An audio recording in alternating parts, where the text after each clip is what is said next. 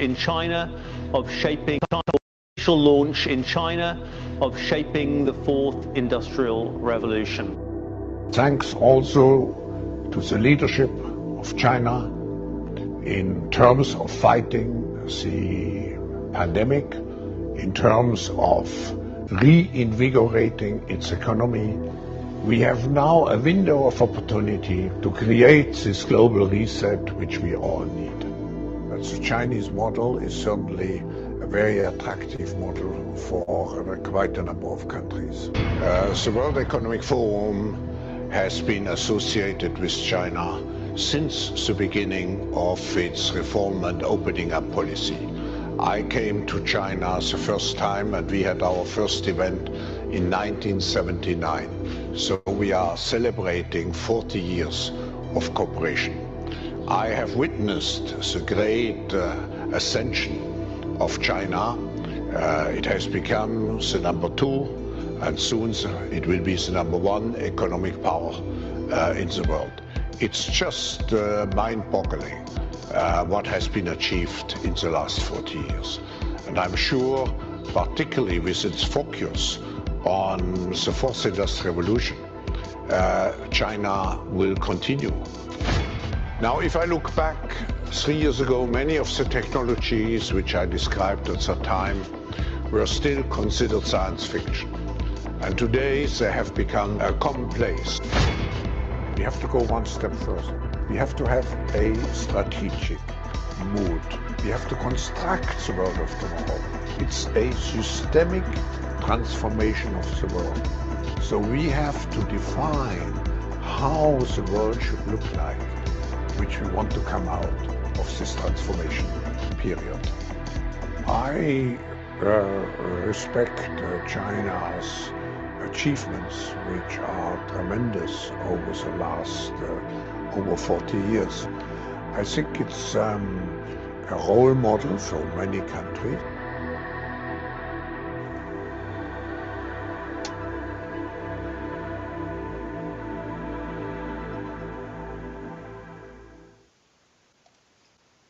Hello, everybody, and welcome to the UnWokable podcast. I'm your host, UnWokable, and I am joined today by the Virginia Warrior Mom and Titus. How are you doing? How's it going? Yeah, it's been an interesting Friday. Traveling the state. You've been running around the state training them rhinos? Is that what's been going on? Fact checking them, especially fact checking them. Been in Senate seats, because it's my model of operation is I know what you're doing and what you've done, but to confirm it is I use this stupid, are you stupid or swamp swimming method?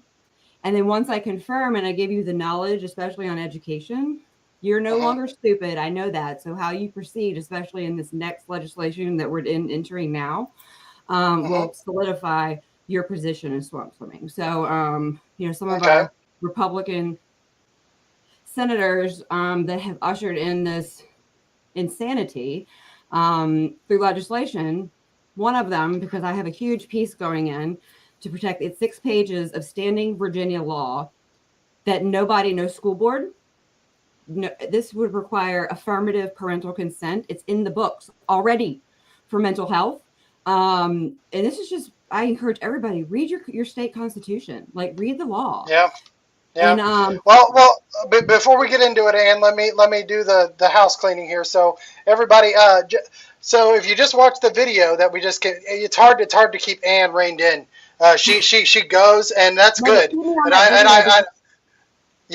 So it's going to blow your mind that attaches to that in a second. Yeah. So, and that's where I want to go next, Ann. But if you just saw this video, this Give Me Liberty or Give Me Death. I spent about 3 hours yesterday on the phone with James Lindsay. I got my own personal podcast.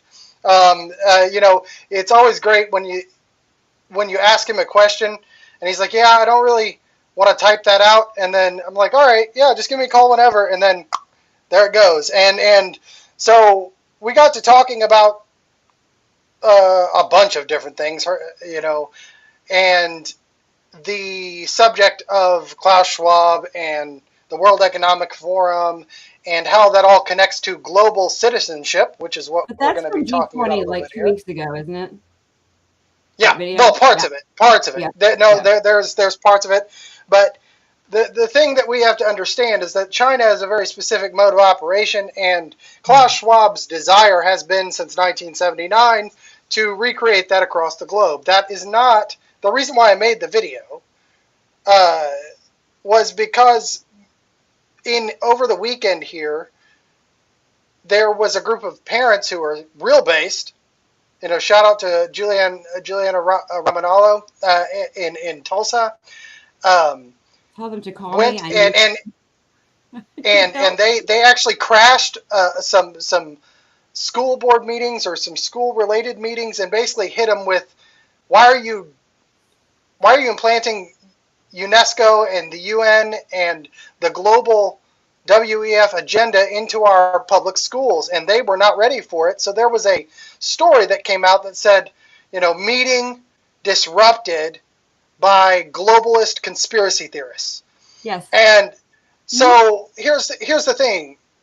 It can't be a conspiracy theory in the pejorative if all you're doing is repeating the words said by the people who said that's what they're going to do. And then if you can verify that information being spoken by the, movie supervillain, the Bond supervillain Klaus Schwab is what he sounds like, looks like. But if you can verify that in your own community, then it is no longer a conspiracy theory, then it is a conspiracy. Meaning a criminal conspiracy. And so that's why James threw this out, and he's like, man, it would be great. I don't have time to do it. My guy doesn't have time. I said, I'll do it. And I spent probably longer than I should have putting it together, but it's went little mini viral on Twitter, and it's climbing on YouTube. And that's because all the video does, much like libs of TikTok, is take the words of the person who's responsible for all of this, or at least in large part, use those against the backdrop of the country that he is praising. You add some little flair to it. I'm a music guy, but it's all true. It's not a conspiracy theory, and Anne is going to prove that to us. Not just we can talk about what's happening here in Oklahoma, but I like talking to people outside of the state and across the country, because this is happening. When they say global, they mean it. And global means every single community, every single school district, every single state. After manuals. Like, it's not hard to find, is what I tell people. Like these horrific pictures that I show you, just clipped, they're just look up, what is global citizen education? Okay, so let's act like we're five, and let's talk to us like you talk to those senators, because I know you have to talk to them like they're five sometimes, right? What is global citizenship? Oh God, global citizenship is one of those things, because I could remember I worked my butt off to get Glenn Youngkin, and I had friends who knew what globalists were. I was one of those people. And just let me set the table real quick. For those who may not know, Anne is in the belly of the beast. She is in Virginia. She's been in the heart of the fight at Loudoun County and all across the state of Virginia to get Glenn Youngkin elected governor. And to say that she's been disappointed might be an understatement. And I think she's going to tell us about it. So what are you seeing out there, and what is global citizenship, and why do we need to be worried about it in the context of our public schools? It's one of those things that in the swamp, which is just Virginia, I'm convinced we are the linchpin, is that across the nation is that traditionally the left hates data. They hate whether the reason behind it doesn't matter. I've actually had conversations with Mackie and Elizabeth Warren, because they've gone after Gaggle and all these surveillance that surveil our kids in schools for threat assessment. Because Virginia was the first state to mandate threat assessment for all school boards. And so I'm the kind of person, I'm going to call Elizabeth Warren, and it will. And I talked to her and Maggie, because they've issued strong statements, because they say it targets, of course, LGBTQ kids and, minority children. What is it that targets them? What is it that targets them? Because these threat assessments, so Gaggle, Securely, Go Guardian, those are your main ones. Okay, so what you're talking about, let me just make sure everybody knows what you're talking about. You're talking about data mining.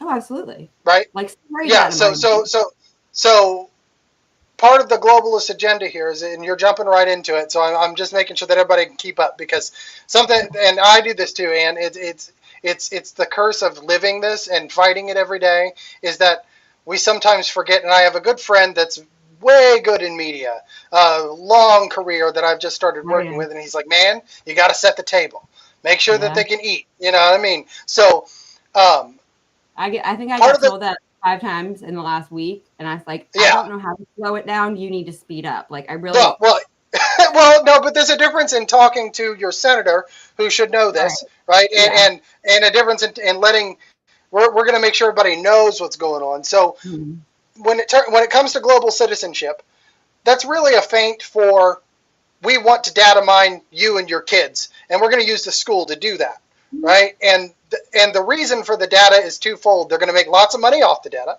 Somebody is. And with that data, they're going to get information about your kids that will stick with whomever gathers it in perpetuity, gathering information about how to manipulate the citizenry. They're literally manipulating every child's learning. So when they personalize learning, listen to what they say. Jillian Balow from Wyoming, who Youngkin brought in, is our superintendent of public instruction. And so listening, is she elected or is she appointed? She's appointed. Okay. So our Secretary of Education is the founder of the Data Quality Campaign. Like, that was the moment where Data Quality Campaign, DQC. Oh. The Amy Gadara. So that was the moment where I could no longer look away from what was happening. Like, so she's the founder of a data mining organization, basically. Like, literally, because Bill Gates is not an LLC, you can pull up their foundation, type in, and it's literally like the second most funded Bill Gates company ever. Like, and it's called again? Data Quality Campaign, or DQC. Okay. It's literally one of those logos that's on every document for like the last 20 years, like, that we look at. So you just don't even notice it anymore. No, but she's the founder. And but I worked my butt off. He ran on a Loudoun County rape victim into office, done nothing. Scott Ziegler's still sitting there. The whole school board's still sitting there. He ran on banning CRT, which, if we had appropriately been able to dissect that language, we would have known that you can't do that, like, in that verbiage. We would have known that he's lying, but he's not really lying. It's a lying by omission. But and so as I look at parents, and I'm saying, are your kids any better off than they were under our blue, state for 12? Are they? No, nothing's changed. And it's been really frustrating. But this drive for global citizenship, and then his attachment to being in Davos, Switzerland, at the World Economic Forum with China in 2020. Okay. And then, in 2019, talking about economic resilience. So these are like words that to me are like I get. Right. And not everybody else gets them, right? And so that's just so you know, if you caught the beginning of this, I showed a video about Klaus Schwab, the World Economic Forum, and this is not a conspiracy theory, and because they say it. And what Anna's telling us right now is that her governor, Glenn Youngkin, the paragon of all things good and true,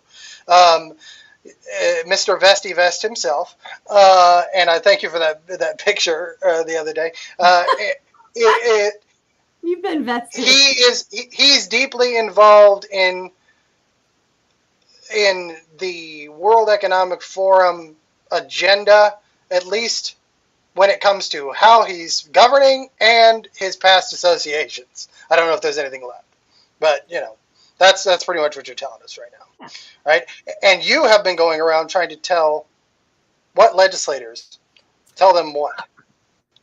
Well, I mean, as a researcher, I go back and I read legislation, and learning how a bill or a law came out versus what went in, and how to go through and highlight what committee changed what, who voted for what Rhino voted to bring this stuff in, like, and it's very tedious, or like, but you have to learn to, and especially read the words. And so dissecting legislation is what made a clear map. But, you know, I had multiple, you know, GOP leaders that it's very confusing, because when you have people who either lead a GOP in a county or a division, and say they are anti-establishment, but then they want you to, I don't know. It's very confusing, because I don't think there's so many factions in the Republican Party that navigating the minefield is just, I can't politics.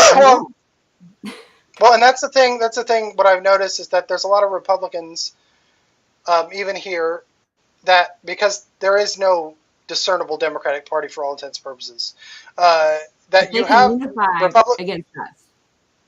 Right. You have Republicans that will like shift skin. Like sometimes they operate as establishment and they do things that way, and then sometimes they claim to be conservatives, but it seems to always be convenient. Like it's convenience that decides which one. You know, if they want to vote for the $1.7 billion worth of Biden money, the blood money that, you know, is going to fund all the transition stuff that they claim to want to ban, they'll do that, and then turn around and say, I'm a conservative. You know, if you're going to vote for something like that and give that kind of fuel to inflation, just on that, I don't really see you that much as a conservative. I just don't. You know what I mean? And I get blamed a lot, telling me that I'm handing a win over to the left by speaking out, and they tell me that I'm ruining the brand. And this is what I said: no, you ruined the brand. I'm restoring it. Like, and if it takes 5 of us, like, give me liberty or give me death. I'm not going to go out of this world handing it over to my children without having fought tooth and nail to restore conservative values to the Republican Party, like that I don't even belong to. I've never joined a political party, but I am a constitutional conservative, and we are clear about normally, you know, usually. But there's things that I do fall more to the center on. But when it comes down to it, we've forgotten how far and how fast the Overton window shifted from 2019 to today. That's what people don't remember. It's like they've had their brains scrambled or something, that they cannot remember that what was conservative in 2019 is far right, you know, just as far right as you can get today. And that's most visible and less sexy, for lack of a better word, in spending than it is anything else. And that's partly because Donald Trump was a big spender, and George W. Bush was a big spender, and Barack Obama was a big spender, right? But so now it's just like, oh yeah, let's throw out all this money, not really knowing where it's going to. And what I think you said the last time you were on the show, pay for it is the thing, like, right? Well, our kids are going to pay for it. Right, the COVID money. We had a $3 trillion deficit already, and where in the world did Biden come up with $2 trillion that nobody? So we have upcoming, just so you know, December 31st in your division, every 6 months they're supposed to have their transparency check-in for the COVID money. Oh yeah, yeah. And so if you start writing your school board saying, hey, if you didn't get the memo, your superintendent did. And we expect this, which is not what I had to do, because they just act like, and then it's still not clear where the money actually is. Like, we have $1.3 million of IDEA specifically for, I can tell you where it went. It's an SEL. You know, because companies like Committee for Children and Second Steps sent out matrices on how to usurp IDEA Title I, and literally each state. Second Step sent one by state, and how much they get, how much they can take from like IDEA and Title I for SEL. Yeah, well, and for those who may not know, social emotional learning I mean, the governor has his own pet project, his own SEL program that claims to scientifically measure hope here in Oklahoma, and that's the first. Like Deb Woman and I, like the word belonging has become one that. But how in the world do you hope? Like that was the first time reading yours that I was ever like hope. Yeah, let me just couch this for a second. The one experiment that I know of that would be a scientific measure of quote unquote hope is there's an experiment where you can take a rat or a mouse, like a lab mouse, and put them in a cup of water, right? And if it took about 10 or 15 minutes for that lab mouse to sink and die. They did it with another mouse right before that time frame where the mouse would have given up. They took the mouse out, put the mouse on the table, let it run around, and then took the mouse and put it back in. And instead of dying out at 15 minutes, it lasted, I don't know, much longer than that. And so that is the one real, but it's one, it's not even the way that they're using it in terms of SEL. It's just a nice, oh, well, yeah, that proves we can measure hope. No, it doesn't. And what if you look at it, it's just CASEL. It's the CASEL, what's the word I'm looking, transformative SEL, which is just critical theory. Right. And so what you're saying here, which is critical race theory, queer theory, the reason why your kids are wanting to be non-binary, the reason why your kids are wanting to be, anti-racist, which means they hate their parents because they're white supremacists, all those kinds of things. And what Ann is saying here is that $1.3 million of the money that's going to your school board went to fund the thing that's going to make your kids hate you. Correct. Right? And then they say, but my child, are they going to be targeted? I really don't want to opt them out with all these forms that you can protect your kids with that you've given me, because I really don't want them to become a target or be singled out. And I'm like, well, then when your child comes home hating you because you fly an American flag, or they come home never wanting to have children, or they come home wanting to eat bugs, and because you leave your lights on too long, you're a horrible person. But much less when their child comes home, or when they commit suicide, or they believe, like mine at 11, that she came home, and that's when I was like, they're done. Generalized anxiety disorder, and needed to see a therapist at 11. Yeah. So you can be the parent and parent your child and make the best decisions for them no matter what they want. It's the same thing as that parents have been conditioned to care about their children's wants, not their needs. Their own wants. They don't want to be singled out. They don't want to be the me of my neighbor. But my circle is small. They don't want to be inconvenienced. That's the other part. They're like, well, I work, and I'm like, I'm broke because I do this 16 hours a day and don't get paid for it. But I've never seen my husband. It's like, but I don't think it's like parents are really, they don't.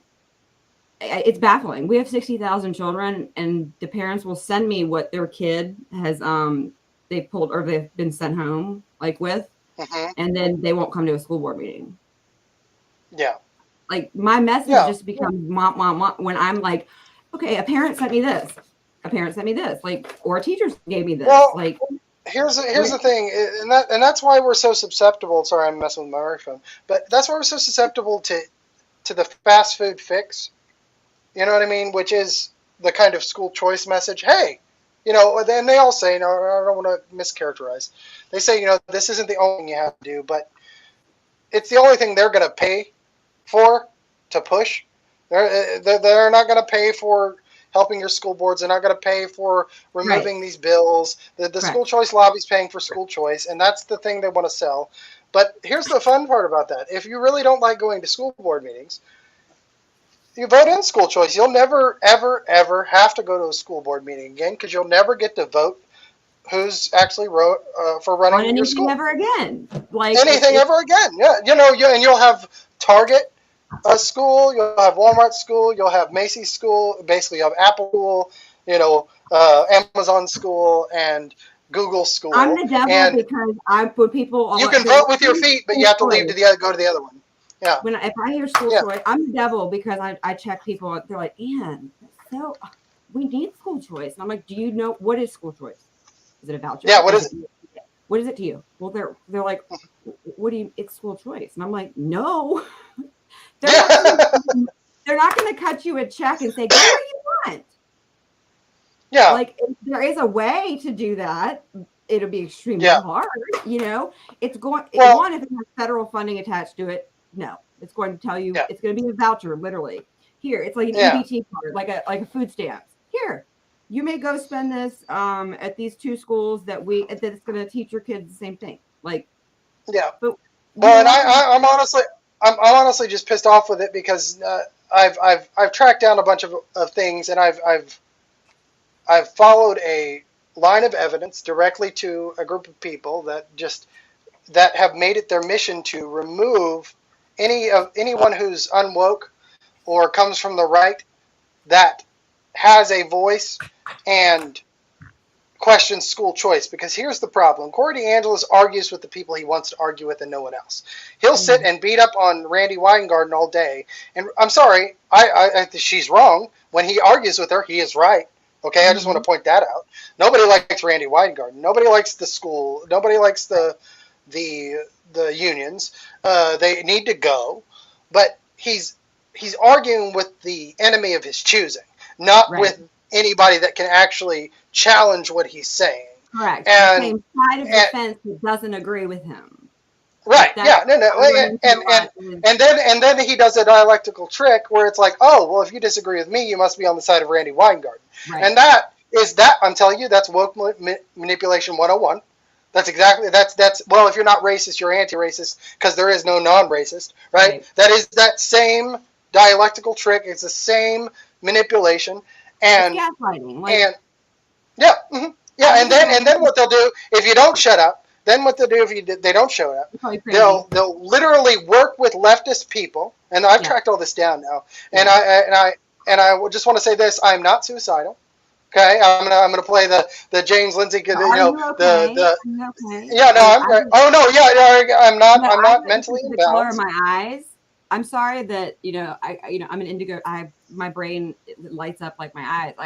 But I get the hey meth mama or hey taking food today. I'm sorry that you can't keep up with my brain, but that's your argument. Well, okay, good one. Well, and that's what ends up happening. You get that kind of, and then there's then concerted efforts if you don't be quiet and you're big enough, they try to shut you up. Like whether that's they try to destroy you personally, they troll you, they send bots after you, they'll send just a hail of blue checks or what used to be blue checks, and then but what they don't realize is they're not as smart as they think they are, and if you just poke a little bit and follow the money, they all become very clear. And I'm honestly starting to get really upset. And when I say upset, let me use the word pissed off, that they think that they can do this with impunity and just say loud enough that, oh, I'm against school choice, or because that's some do, or I'm just a parent trying to do this, or I'm, or spin it back on you and say you're just trying to divide everybody, and it's like telling the truth. Telling the truth. What a horrible person you are, and I'm like, no, I'm actually going to try and change this nation. I'm going to try and change the way that we have allowed it to become by challenging. And here and beyond all of that, now we just kind of you brought out the trailer trashing me a little bit, and that's okay because that's you got to get that out. But now let me engage my graduate student brain, my doctoral brain for just a second. Is that they want to make you look crazy because I know you're intelligent, and I know I've spoken to you, I've seen the work you've done, and because you might speak a certain way or because you don't play nice with others, or they try to demonize you or me or James Lindsay, and that's the other thing I want to point out here before I let Ann go on which I know she wants to talk about is there is a literal you can find. There's not a single unwoke influencer over 50,000 people on Twitter, which is a good way to measure who's doing what. That has spoken out against school choice. That's the first thing. There's not a single unwoke account or unwoke individual that is not still shadow banned on Elon Musk's Twitter. Because James is still shadow banned.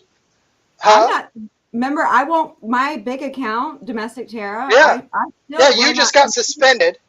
Right. That groomer is hate speech, and in Twitter you have to, like, unlike Facebook where it just starts immediately. You have to watch it that we're on YouTube. Hey, watch that we're on YouTube because they will do it. So I know. I'm sorry.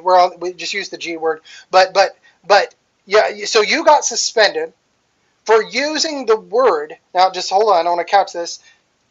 That is literally in the names and handles of giant accounts like Gays Against G Words or Teachers Against G Words or, and then they have chapters, right? They go all over the place. And you said the word G once, and but your what would you have 1,500 or something? Like, what was your account? Like, I have like 200. But it's not even. Yeah. I'm not even. But the thing is that this person had called me and Lisa in Utah every hateful word right under the sun. And I said, how about this? When I can talk to your child about God and Jesus and biological sex, you can talk to my child about gender fluidity all day.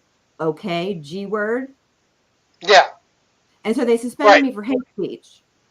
Right, and Twitter did that. Elon Musk's Twitter did that. Yes. Right, and that happened to inside the classroom too. He ended up he called Rachel Levine a man, and they suspended his account literally right after, like within hours of this new Elon Musk bringing back the Babylon Bee for having done the same thing. And so there's now a caste system in Twitter, and what happens is that you have a large group of well-funded influencers or people that jump on the circuit is what I call it. Now, they can look at you in the eye and say with factual certainty and with it being fact, I don't get paid by them. But what they do is they get put on a circuit, right? And if you're pro school choice and you seem to have talent in activism or running an account or social media or things like that, is you get put on a circuit. And what these, whether it's Heritage or it's Corey or it's, the school choice lobby or whatever, they won't pay you directly, but what they'll do is they'll say, okay, why don't you go visit this place? And people there will funnel money into your, GiveSendGo account. And so they're paying you. And that's the only way that people do this and fly all over the country and the world is somebody's giving them money. Somebody. Can you explain real quick about, so in Loudon, we're talking about flying into somewhere and renting a property so that you can then go to school board meetings and be relevant. So that just happened in Loudon. And he teamed up with a group of Republican. That was Matt Walsh, right? You were talking about Matt Walsh? He pulled a Matt Walsh, yeah, but this isn't Matt Walsh. Who is this? Billboard. Oh, he did. Oh, okay. Yeah, like last month. And this is like what I told. Okay. So start from the beginning, Ann. So you're saying that Billboard Chris, who I just want to couch this before I move on with this because I haven't broached this in public yet. Yes. But I support Billboard Chris's goal. Billboard Chris has been on my show. When I broke the story for OU Children's, he and some others swooped in and he graciously decided to come on the show and we talked, and it was fine. Since then, I was trying to warn him about what I had experienced here in Oklahoma. He said I was being aggressive and then blocked me and then called me out on Twitter by name after having blocked me without giving me a chance to retort, because he's got 100,000 followers. I've got 20. So then it just becomes a tweet game, right? And I just want to couch all of this to say that I would be fine with working with Billboard Chris. I have appreciated his work in the past and the way he's been able to shine lights on specific areas, right? But I don't know all of the areas he's been to. And so what you're going to do now is and my beef with him notwithstanding, because the way I see it is I don't have a beef with him. He's got one with me. And I live here. He does not. Correct. I've worked That's with no these problem. people for 3 years and been through this with James Lindsay, who will Right. back me up on what I tried to warn Chris about. And Chris literally told me what he was planning on doing while he was here, and it was carbon copy what they had James Lindsay do. And we learned our lesson. That's the difference. And so all I was trying to do was say, Chris, this is what's going to happen. I work with 2 lawyers here. We have a lot of the same understanding of what's going on. We know I've been in your situation before. You might benefit from having me in the room or just sitting down with me before you go. All of those things. And then it was I become aggressive and then block me. Okay. Then he called me out. Now, what you're saying, Anne, is that when was he in Loudoun County? Last month. Last month. Okay. And in order to talk to the Loudoun County School Board, You have to have a residence. So he pulled a Matt Walsh and rented for $1 or something someplace to come in and speak to the school board as a citizen. Say the mom that around the nation everybody looks to, and there's no leadership here in Virginia, so it's just a free-for-all about what that group actually does or means. And so they had shared Loudoun County's newest resident, Billboard Chris. And I was like, what? And so then upon further, and then he had made a comment, you know, time to go, I'll be back, you know, and this was before I even knew about anything else about, and so I respect him, and you know, we follow each other. I have a problem with the specific group because this is my state. If you want to come into my state and be the person you say you are, or that's not the group that. So automatically my alarms were going off, and I was like, if you actually wanted to come into the state of Virginia, that's not the group that's actually doing the work that you say you're doing. And so that was my problem, because what I'm running into is that, so like you mentioned heritage. Virginians for Children's First is small but mighty because we're funded by the people, because to get the big money to become relevant, you have to take grants that come with stipulations. So, you know, whether it's Freedom Works, Heritage, Middle Resolution, whoever, you literally cannot talk about SEL or data and get money. You can talk about CRT, you can talk transgender. You can't, they won't get, so we're us. Right. Right. And so I will say this is what sets National Moms for Liberty apart, is that they talk about SEL, right? And is that because they're in Virginia. Like, it's literally like they've been locked down. Like, so Moms for Liberty has been locked down in Virginia. Well, this is whether it's their choice or been told. Like, there's certain smaller, like Campbell County, which is like a tiny Moms for Liberty. Jackie's like on point with it. She absorbs what I say and carries the message. So I'm not saying there's just no leadership. And so like the bigger, like Loudoun, they'll attack actual conservative mothers running for school board. And so there's no uniform message. And so those are the people, like the president of Loudoun County Moms, who has blocked me because I say, she'll go on like a big Moms for Liberty national and be like, blah, blah, blah, blah, blah. And I'm like, yeah, I wish you would say that in Virginia. I'll call her out. Like, you're not going to spew one thing in a Moms for Liberty and look like, and then while I know what you're doing in my state, and then make it, and then so she blocks me. But so that's my problem, because it's like Nicole Neely, they flew her in for a huge parents' rights and education. Same people that when I tried to bring Devin Sloan in to speak SEL last year, they canceled last minute because they couldn't talk about it. They found out that this was they were like, oh, well, we can't talk about that. What are you going to talk about? It's the most important thing in education right now. Yeah. So like I told Nicole, because people, it makes what I'm doing so much harder, because they go to these big things and they don't talk about what I talk about. So it does make me look like she is, you know, like what we talk about isn't happening. And I said, but then you're going to go to your state and talk about don't come to my state and make what I'm doing harder. Like, Yeah. And that's what Yeah. pisses me off is when you come here, you don't know my state. And Right. you talk about things, but you don't really talk about them as you would if you were in your own state, you know, because you're trying to fit into an agenda of what you've been paid or whatever to come do. You're the problem then, you know, like Right. your moral Well, compass. and can I play devil's advocate, and just so we have some, Yeah, because absolutely.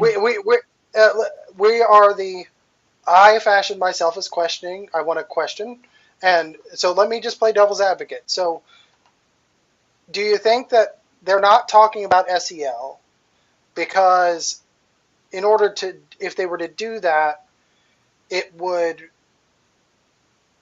make it harder to get the steps done that it needs to get done before you get to SEL, because Virginia being a purple state, formerly blue. So I'm literally playing devil's advocate, but I'm trying to play the political pragmatist here. Okay, so whoever is like because Youngkin and them, or like young, whoever's telling them that they can't talk about SEL. Who is that? Who do you think that is? And do you think that there could be a legitimate reason for that? No. Okay. I figured you would. I mean, legitimate to who? Like, is that like, right? Like when it comes to that you would accept. Let me say that. Is there could there be a possible reason for that you would accept? The only thing that I could think of that might pass muster with me is that but this is also how the politicians get one over on you sometimes. It's like they tell you, oh, we can't do that, we can't pass that, we can't, and we're going to piss off the wrong people, and then we'll never get anything done. And then what you come and you find out you trust them, and then you come back 8 months later and you realize, wait a minute, we're way worse off than we were before, and nothing you said, the progression towards the other direction never happened. We're actually further away. Correct. Right? Yes. So, right. And so now Billboard Chris came in. Next session, when we have a Senate, we're going to do this. And that's why it's transparency in education. It's not Parent Bill of Rights. It's literally everything on the books already that we should have. Because Virginia's one of the only states that has 0 textbooks. And so, you know, how do you want parents to participate? 0, not one single one. So this is why I tell parents, not one in any school. So what do they use? Every kindergarten through all of them are on Chromebooks. Kindergartners. Yeah.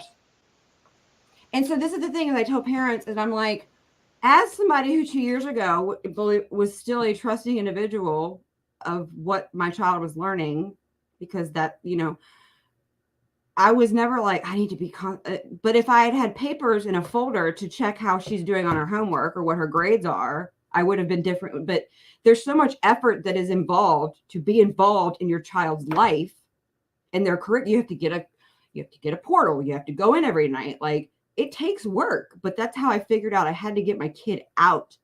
Like, teaching my child that shyness is a social construct. She's missing the basic ingredient. Let's teach you how to be more socially attractive, like an actor. And they rehearsed how not to be shy to my severely damaged, introverted, shy child. I'm not shy, but I imagine how traumatic that would be for an 11-year-old 6th grade girl who just got unmasked and is back in the classroom in 6th grade, the worst time ever for a child. But we have you don't know what your kid's learning. Like, right. And so okay, so let's get back real quick. So Chris came. Yes. And why did he come? To go to a school board meeting and to wear his and then he left. To wear his sign. Yeah. To wear his sign, and then so where did he? Went to the school board meeting. I haven't done a lot. Like I said, I haven't. Did he speak at the school board meeting? Yeah, I never watched it. Oh, okay. I had never seen Matt Walsh's. I knew that he had done that, but I did not. But I had never even looked and see what he said until I watched What Is Woman. You know, like right. But, well, and let me play. Let me pull it up. But I mean, but it was just, what is the people that he attached with. is people Yeah, that. yeah. Well, and I don't want to throw, because I want to be fair to him, because honestly, I want to be as more fair to him than he was to me. That's part of it, because I don't want to impugn anyone's intentions. Yes. Okay, but what we can talk about is fact. He came, he rented a place for however long you need to do that. He spoke at a meeting as Billboard Chris, who is off of Twitter, outside of like the activist circle, not incredibly well known, but well known in that circle for sure, effective in that circle for sure. Yeah. Has a history doing what he's doing and was brave starting out doing that in Canada, right? And has suffered slings and arrows, real slings and arrows. But it seems that his purpose to come there, if I'm going to give it the most charity, was not necessarily for his expertise, but was for his clout, right? In order to get eyes towards a school board meeting. Yeah. And then he makes a speech, stands out there with the signs, and then he's off to the next place. Yes. And then he's gone. Mm-hmm. And it's the people that are around him that get to say this. We brought in Billboard Chris. You get the photo, so they tag him on Twitter. Right, and so we're going to wrap our blanket. Remember. We're going to wrap that sheen around us. Right. And now we're carrying Billboard Chris's message. Right. And that gives them an air of legitimacy bought by bringing that person in. Now, here's the thing. The same thing happened with James Lindsay here. Now, I warned James, here's the difference. When I had never spoken to James on the phone, like we had talked on Twitter for years, literally, but never on the phone. But right as the people were setting up, I helped him get set up to come here because I had been talking to him. And at that point, I didn't know who I was dealing with, kind of. But I started to get an inclination. And I said to him, I said, hey, James, I have a worry. I'll write it down for you. Let's talk. And what does he do? He picked up the phone, called me. We spent 2.5 hours on the phone. And I just explained to him exactly what I just said to you. I said, James, this is what I'm concerned with. Right. That they're going to take you and put you not in front of large groups of people that you could gather if they promoted it right, but small groups of people, and do behind closed doors meetings with politicians. You'll meet with the president of the university, but nobody's going to know what's happening. Right. Right. And you'll do some public meetings. They'll do a video with their logo and you talking about stuff. Right. And they will wrap your anointing, for all intents and purposes, around themselves, send you off, and then when you're gone, they're going to do what they want to do, which would probably be antithetical to what you actually tell us should happen. Right. And it took him a couple of times coming here, but then I think he eventually saw it. And it's not because he didn't do good work, and it's not because he wasn't working hard. Right? It's not because he wasn't trying to do the best thing he could. It's because he got contained. And that's what happened when he came here in August. Is that nobody knew that he was coming, and then Parents Against Critical Theory, who sponsored him coming last year to talk about critical race theory, and the new Marxification and education pieces that are coming out. That's from, and so. I was like, why nobody had heard about it? And so we forked out a crap ton of money that we didn't have, because to sponsor and to get a certain amount of what I thought would be in front of an audience to make them aware that what he's saying, this is how it's going down in Virginia. So we get there in Crystal City and it's a workshop. And like you said, it's like, it was wonderful. I mean, but it was, like you said, it was the leader. Well, and just let me give a little bit of background on this. And the reason why my alarm bells went off And the reason why they're going off for Chris right now, and why, well, in conjunction with my past experience, Right. but I'm a fine arts director. My entire job, part of the reason I've been able to build my platform is because I know how to market things, because Right. that's literally a part of my job. If I want people at a concert, I've got to tell the people that there's a concert. And I can't just do that once. I have to do it well beforehand. And then I have to target the people I want at the concert. If I want more than just parents, I've got to go after a different crowd, right? And I do that by literally a calendar. I was taught by my professor in my doctoral and master's work how to make a grid on a marketing campaign, because we're all artistic directors, Right. which means that we have to get people in the seats to justify our existence. And so what I'm seeing here is, again, nobody knows he's coming. Like, it's not that nobody knows. Like, the core people know, like the core people. But if you want a message to spread, Yeah. right? If you want to, you want a message to not just stay within a nice contained bubble. You want what happened in Loudoun County, the real uprising that happened in Loudoun County organically, and they, I think, tried to go in and grab a hold of it and get control of it, right? If you want that to happen, you got to tell lots of people, and you got to tell them often.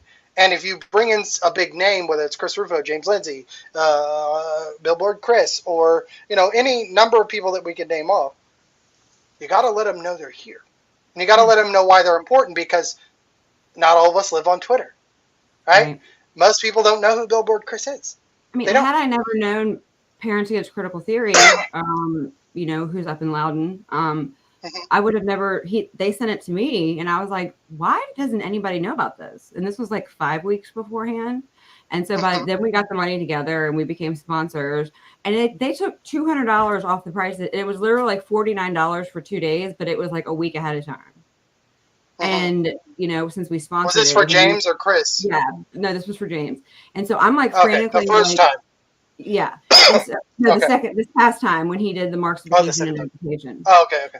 And if I had ample notice, we could have had a pack. So it was like you said, it was like intentional. And then that makes me question, like, what would have been the initial reason, or the reason, for it not being, because I would have wanted it to be.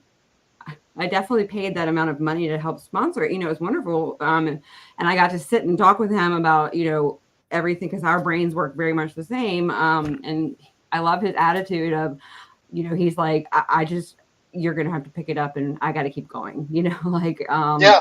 I can only take your own help.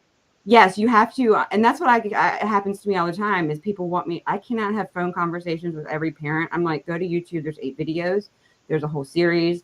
There's this show with this person. I'm like, I can't parent advocate for you. But yeah.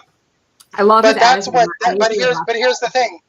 And to make that point real quick, you can't, because you don't.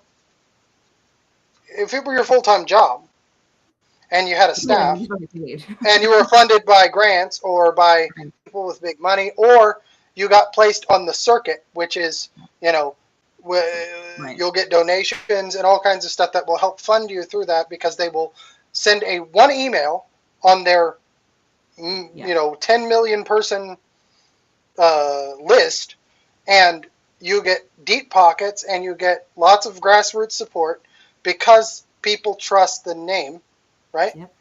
And whether it's Target, right, or whatever it would be, right, the most trusted name in news, right? It doesn't matter if they trust the name, then there's lots of people who just, I'll give $10, or I'll give, and you get put on a circuit.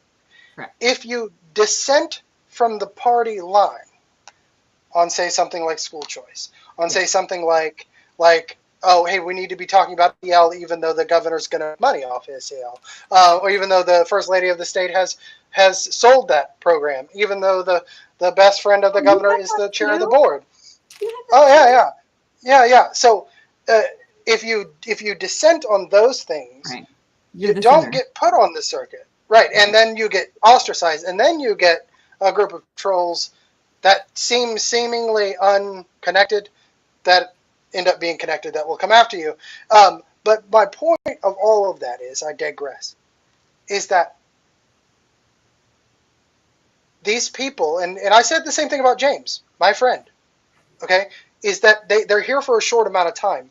And whomever they're working with gets their sheen when they go, which adds the legitimacy, which brings more people. And this is a narrative war, even on the right, is do we want to fix the problem, right? The actual getting rid of DEI, which implements SEL, which hires literally the school counselors that train the teachers to do it and plant them on the school. Do we want to fix that problem like I've been saying since 2020? Or do we want to keep the problem here so we can sell SEL? Yes. Because we have our own company to do it. Right? And then if we also sell that, we can also sell the cure for the problem, which is school choice, which we can put our SEL program into the school unfettered, because when you join a school choice school, they like saying there's no government strings. What that means is there's no call for government transparency. Right. You can't see. Right. No, well, charters are a little different because the state board of education here could go in and audit them. You know what I mean? The state board could do that. And that there's an elected person. The same 7 we've always had. And so Glenn Youngkin was able to run on a charter school platform because that's how uneducated. We just thought it was a different choice. We had no idea, no question. He literally ran on a charter school, which has turned into lab schools. Do you know the first lab school? John Dewey. What is a lab school? Explain. It's literally education research in an education unit, like college. So they're going to send children to lab school.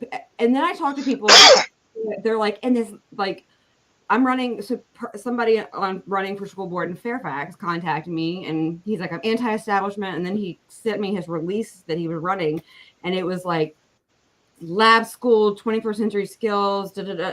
He thought this whole time it was about STEM. And I'm like, no. But, and it's non-secular universities that are the only ones. So I'm currently challenging them because of the main case, which, you know, I'm talking about, where they found that government funding can't limit private schools or whatever. The Supreme Court. Yes. So when this law was written, the law is written, it says non-secular, like specifically in the legislation. So meaning religious schools. Yeah. So like Liberty University is it? I mean, Jerry Falwell, or Jerry Falwell. Yeah. I mean, it is a extremely secular school. So they would be excluded. So it would just be a radical education universities driving this stuff. And it's literally experimenting with education research. Hold on a second. I thought the Supreme Court ruled that Liberty University could do this school. Correct, but no, I'm challenging that. No, but the main case would apply to Virginia because the Supreme Court ruled on it, which would make the Virginia law passed last year not applicable because this right. But so I'm currently challenging that myself because nobody else will because don't read what lab school actually is. Okay, so what you're saying is that just because it has the name Liberty University on it, right, or you know, ORU, like Oral Roberts University, or any other religious institution like that. Right. Well, no, but it's ORU and Liberty are in the founding of the schools, right. Christian, evangelical. They have a base like a Methodist college, right. like Concordia in Concordia, right. Or those St. Olaf, right? Those are Lutheran right. schools, yes. or Catholic University, right? Those are they can start their own lab school, so you could have a Liberty University lab school in Virginia that but would be claiming they cannot because they are secular, or the other way around, because they're the you mean sacred, like they are. If they are a religious university, they cannot be a lab school in Virginia. They are not part of the government funded. That is yes. So Okay. Even though the Supreme Court ruled otherwise. Nobody's challenged it. So before this gets, this would be a horrific thing for children, first of all, that's being driven by the right. And so this is like one of the things that I've started reading. And then I was like, well, the main case that's come out since the legislation passed last year would apply to this. But we literally don't have anybody to challenge it, to stop it from happening. Okay, well, they shouldn't. Okay, I'm just trying, and I didn't sleep that much last night, so I'm just trying to make sure I understand. The Supreme Court ruled that religious schools can set up lab schools or school choice schools. They could, and that state money can go to them via voucher or whatever, because you can't discriminate against a religious school, right, as opposed to the other. So the Supreme Court is the law of the land. Right.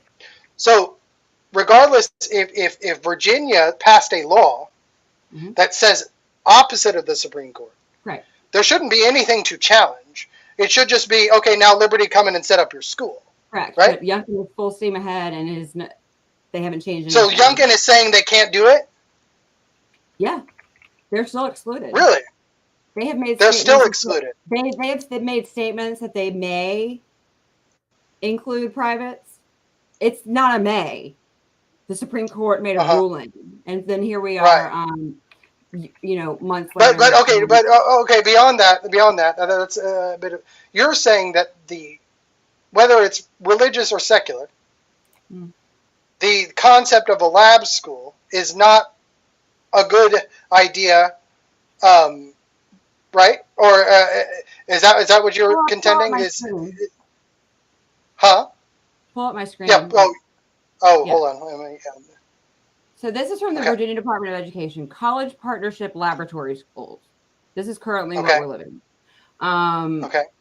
They're designed to stimulate innovative programs in preschool through 12, provide opportunities for innovation in instruction and assessment, provide teachers with an avenue for delivering innovative instruction. So this is a pretty dressed up way for, if you research what all of this stuff means, it's education experimentation. Right, and the first universities going to do it are the local universities, UVA. Yeah, hold on, Virginia Tech. Yeah, it's Radford, Virginia Tech, UVA.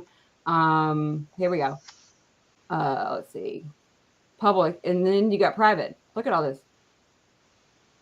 Right, and so what you're saying is that, okay, you may get a Liberty University lab school, but it's going to be one out of 3 dozen that isn't teaching critical theory, isn't doing SEL in conjunction, embedded within whatever else they might be teaching. So you could have a lab school for aerospace engineering. You could have a lab school that it's kind of like little mini magnets, right?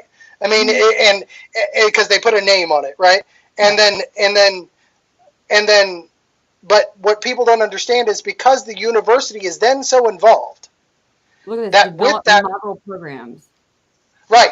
What they're going to do is take their ideology and implant that into their world-class instruction, right? And this is a school choice school, and what I've said over and over again, which is this: school choice is the university model. It's a public-private partnership between the state and private entities to make themselves a workforce. Yes. And with that will come getting back to our very beginning topic, the global agenda, which is environmental, social governance, right? Let's listen to this and see if this sounds familiar real quick on that note. Okay. There's a lot of things we still need to do.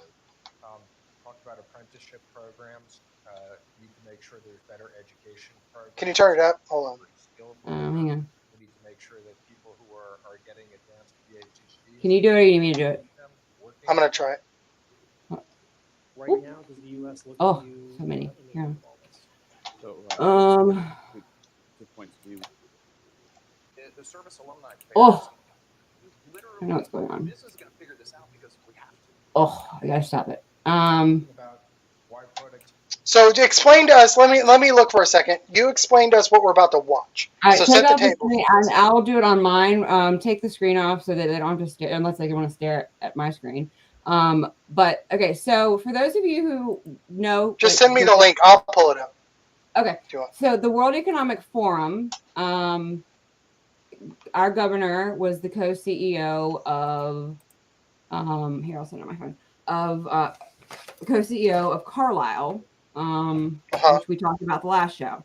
And so World Economic Forum, UNESCO, driving people in education policy change. How do you want me to send it to you? Just put it in the private chat here. Oh, okay, yeah. So, you know, when I had first heard about, you know, global, you know, whatever, and I knew he had been there in 2020. And then the other day I stumbled on that he had been there in 2019 also, which I somehow had missed, because there's so much Youngkin stuff that you have to figure out how to search for it. So then you have to go back and you have to listen to what he's applying to education now. And so when you have a hyper intelligent man who has been part of a group like Carlisle, and in global investment, he's in China, you know, talking about, so in this one, I think, let me see, go to 33 minutes, 33:51. So 33:51. Yeah.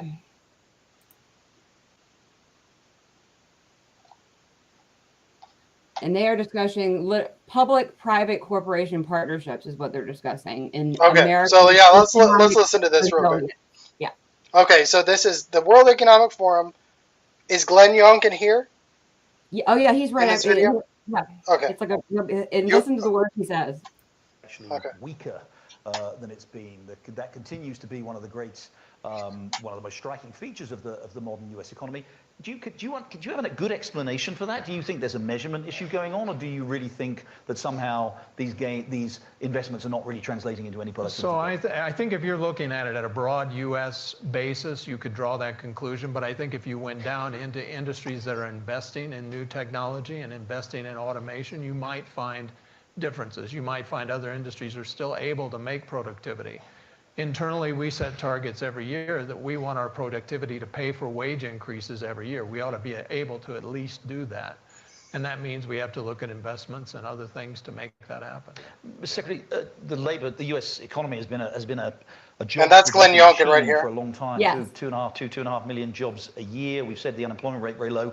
How much longer can that go on, given the inevitable constraints on labor supply?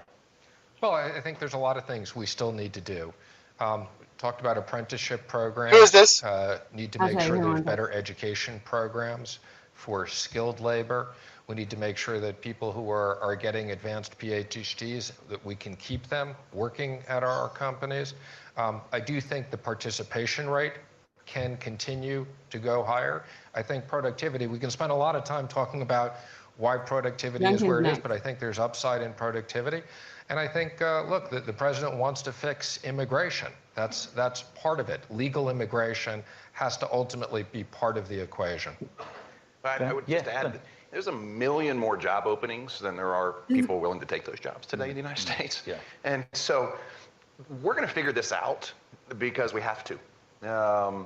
And when you look at the opportunity to sell a new product or open a new facility or launch a new service, and if you don't have the right folks to do it, you go find out how to do it, and you partner with a community college, and you come up with a job training program, and you go to the service alumni fairs, and you literally, business is going to figure this out because we have to.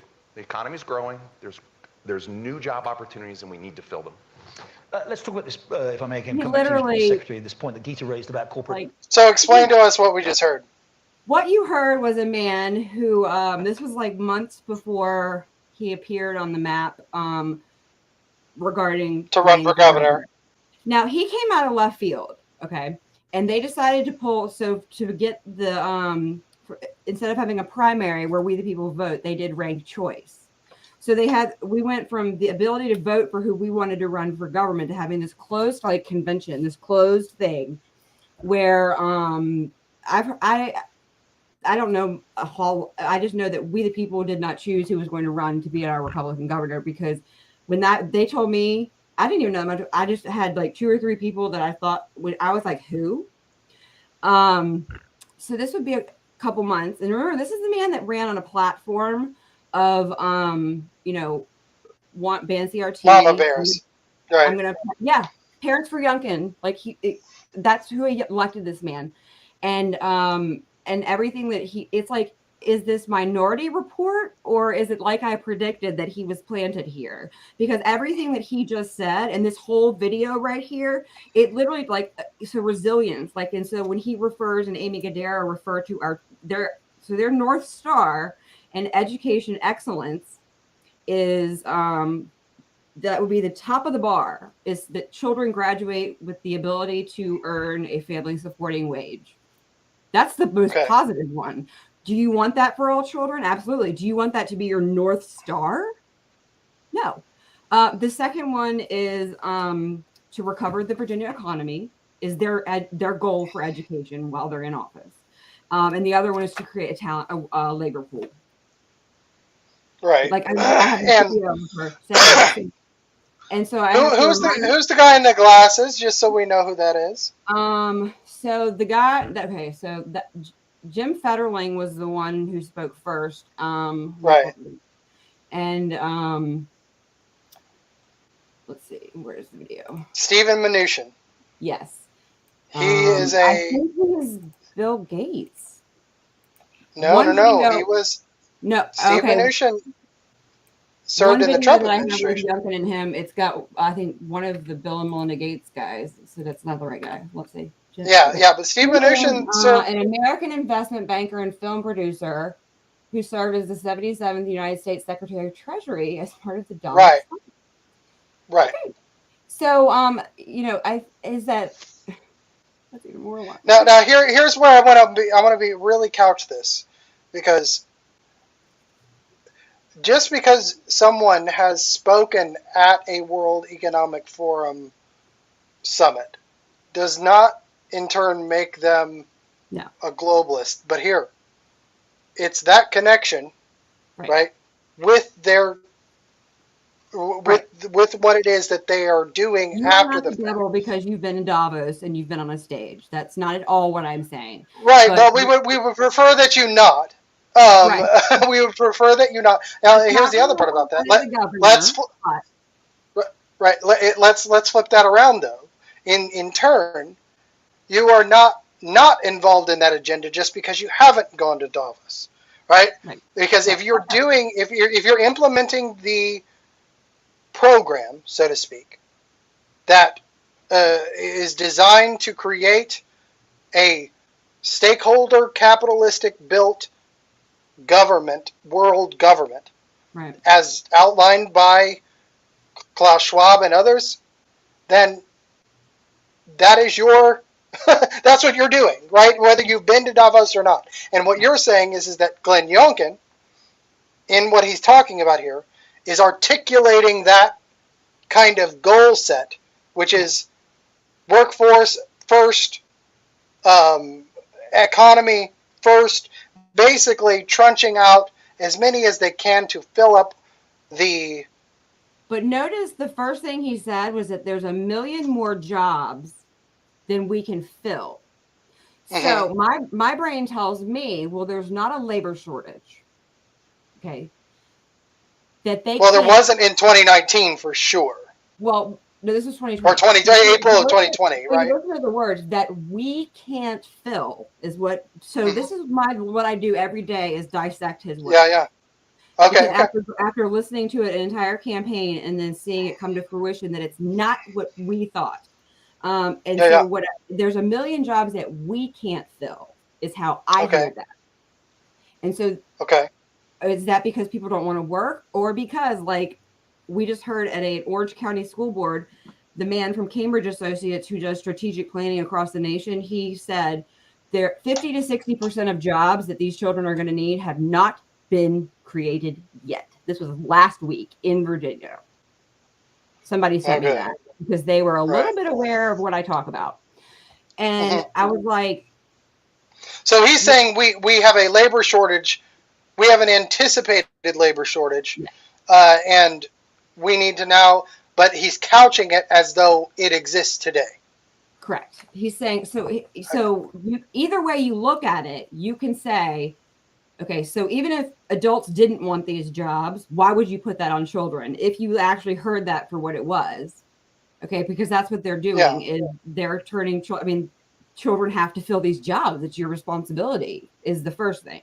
But if you understood it like I understand it, is that he's literally admitting that there's a million jobs that we don't have people for, so we have to create those people. And that's what I've been trying to drive home is that, so back to the question of what are they doing with the data, is that they are determining by like age 7 or 8, based on all of this behavior screeners, who they can use SEL to become malleable, like who they can mold to become part of their cog workforce for the 4th industrial revolution.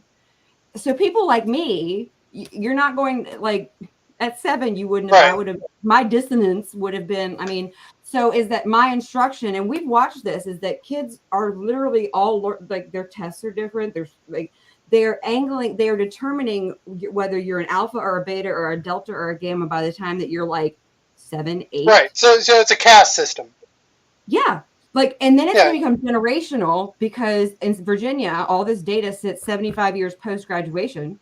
So then my daughter's children are then going to inherit. So at birth, they're going to, it's a cat. Yeah, exactly. Is it? So at birth, they're going to be like, well, your mom was a beta, but your grandmother was a gamma. So you're going to be put. Well, and they're going to use their data.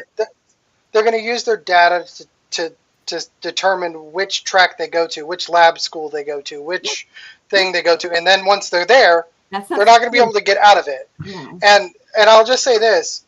I have an education degree. I have 3 degrees. I have almost a doctorate so far. And I have 4 different teaching certificates. Okay. My senior education thesis was on basically the Chinification of education, and China does exactly what you're describing. They test the kids at a certain age, but they don't. At this point, they were testing kids at a certain age, like literal tests. But then, this is also surveys, like what they thought, like suicide thoughts, all those kinds of things. But now they do it more intricately with Chromebooks, basically, and phones, and things. Right, and then they determine by a certain age of that child's existence whether they're going to be an engineer or they're going to be a hot dog cart vendor, or they will then be engineers anymore, or if the alphas are going to be the $15 an hour button pushers because robot, that's where my brain is. They're not encouraging them to go to college. So how are they going to encourage them to become doctors or lawyers? It's literally post-secondary readiness. It's not even college and career readiness anymore. It's post-secondary. They've removed college altogether. Right. Which again, if at least in the 70s, 80s, and before they started shipping manufacturing jobs overseas, you could get a high school diploma, go to work in the plant, make enough money without having to be funneled into or go to college to do something, or take VOTEC in high school and things like that. That would help you prepare you for that. Right. But you didn't have to go to school to do that. Right. But now they're saying because everything's so high tech, right? Now they have to determine that earlier, because we got to find the kids that can do the things we want them to do with the technology we want to use on them to gather their data. Basically, we need people to build this, and so now we have to start funneling kids into doing this and weeding out the wheat from the chaff, so to speak. Deal with, put the chaff off to wherever they're going to go. We don't really care, and get the cream of the crop, so to speak, and funnel them towards the jobs that we need them to do. Is no longer like we would think that extremely intelligent. Where it's like literally like the opposite now. It's like who? Right. No, it's the most amiable. Yeah, the skills and competencies we talk about like constantly. It's well, are you socially aware? Like, are you Right. what is, is that they're literally assessing how much can we manipulate you? Like, Right. Well, it's like because you don't need to know how to do. You don't need to know how to do the math anymore. You don't need to know how to read. We'll do that for you. What we need you to do is repetitive tasks and do those over and over again without getting upset about it. Yes. Basically. Which is it's really funny that you bring up math, because I used that in a show. I talked about new math. Yeah. What's the problem with new math is that in top-down learning is that critical thinking, especially in Virginia, I'm like, they're doing it, but it's not the last thing they do. Like, you need to learn how to problem solve after you've learned all the facts and stuff. Is that they're teaching new math is the best example, is like, so instead of, carry the one, and I just had this sitting here from the other night, they're teaching them to round up, and then you got to remember to subtract the 3 to subtract the 2 to get the 20, instead of just doing it, arithmetic. So they're dumbing down the process, so they need the machines to help them do it. Basically, you need the calculator. You need they don't want children to ever learn. How are you ever going to learn? Like me, I'm math. I love calculus. I love algebra. Like, they don't want children. How can you ever get there logically if you've never arithmetic? Long division is not a part of your foundation. You've been taught to think critically. How can you ever get to the facts if you don't have the foundation for it? Yeah, no, that's right. That's right. And again, it's being able to do it on your own. Mm-hmm. That's just, it's like reading, right? It's like if you see a word you don't know, the reason why you can read it is because you know how to sound it out. And even if it's not perfect, you get close. And if you have enough language training, you can figure out context clues as to what is actually making up the word, whether it's like phonic for sound or, those kinds of things. You can deduce based upon logic what the word is, what it means. But now if you read by sight and you have to memorize the word, you don't know what the word means. No, you have no basis of where it goes back to. There's no logic behind it. And therefore that is it's the dumbing down of your language. Yeah. Right? 100%. Yeah. Like, and it's really interesting. I work with a lot of SPED parents, and Crimes of the Educators by Alex Newman is really interesting because he has chapters about making the right brain do things that the left brain is supposed to do, and like how sight words create dyslexia.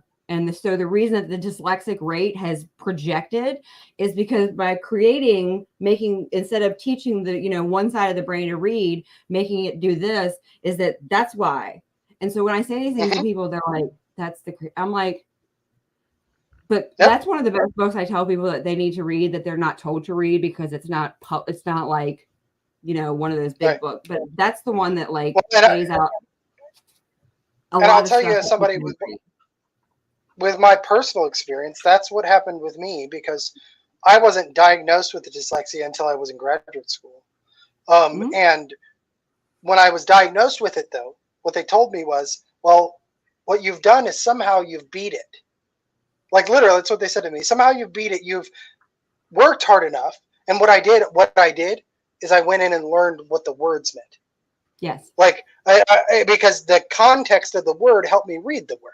And then if I could break down what the word was made up of, then I had a logical reason as to be able to figure out your own method. My dyslexia. Right. No. I beat back the sight reading learning. Yeah. Right. I learned how to read the way I should have. I just did it on my own over time, instead of just, But think about how many children don't have that ability. Right. Right. That's like, well, it's also because I had been exposed to it, but it's inherent in my, when you read and sing Latin, you pick things up. You know what I mean? It's it's that kind of stuff. Yeah. But it's like I sit at, it's whether it's school board, mine, others. I go to. I don't just, you have to understand like what goes on in other divisions to understand your whole state. And then I'm right outside of Richmond. And so every month I'm down at the Board of Education, and I see like the amount of SPED mama bears that they go, and they literally do not care about the special education. Parents cannot beg their children to be evaluated, and they get all this. And so I literally asked the Board of Education, this was probably like 3 months ago, so my logic is, are they not, and this is after I blew up the whole Gadara saying that the goal of education is work. I said, the only conclusion that I can come to about why you blatantly ignore every SPED parent, every SPED child, and nobody does anything is because you deem them, they are not worthy for the workforce because of whatever their disability is. And so you're just going to ignore them altogether. And this has been a 15-year problem. And so is that like literally the only conclusion that I can come to is they have no use for them. Like, you know, it's because they literally, like, they get violations from the OCR, like, and nobody does anything. Their money gets stolen. Nobody does anything. Like, it's so disgusting and so rampant. Yeah. And